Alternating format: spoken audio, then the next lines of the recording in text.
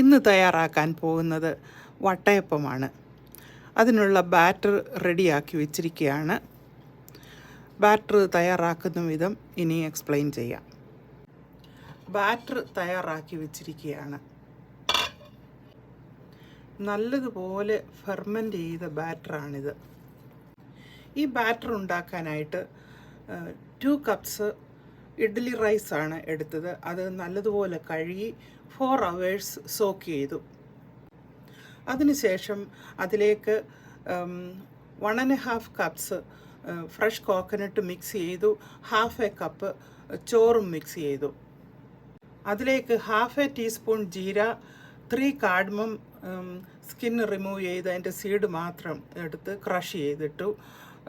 ഒരു ചെറിയ പീസ് ചുക്ക് അഥവാ ഡ്രൈ ജിഞ്ചർ, അത് 1 പിഞ്ചാണ് ചേർത്തത്. അതിനുശേഷം 2 ബാച്ചായിട്ടാണ് ഇത് ബ്ലെൻഡ് ചെയ്തത്.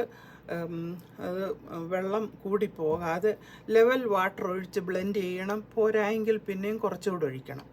1/2 ടീസ്പൂൺ ഈസ്റ്റ്, 1/2 ടീസ്പൂൺ ഷുഗർ ഇട്ട് 1 ടേബിൾ സ്പൂൺ ചൂടുവെള്ളം ഒഴിച്ച് മിക്സ് ചെയ്ത് അത് ബാറ്ററിനകത്ത് ചേർക്കണം.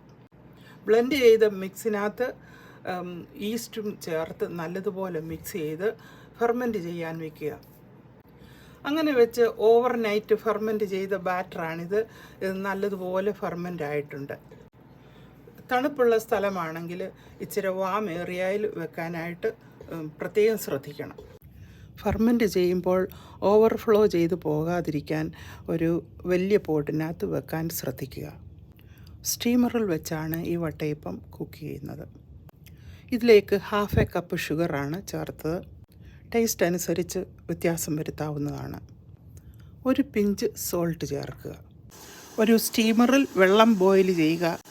ഞാൻ ഇഡ്ഡലി പാത്രമാണ് ഉപയോഗിക്കുന്നത്. ഈ സ്റ്റീൽ പ്ലേറ്റിലാണ് ഉണ്ടാക്കുന്നത്. അല്പം ബട്ടർ അപ്ലൈ ചെയ്യുന്നു. പ്ലേറ്റ് സ്റ്റീമറിൽ വെച്ച് ബാറ്റർ ഒഴിക്കുന്നു.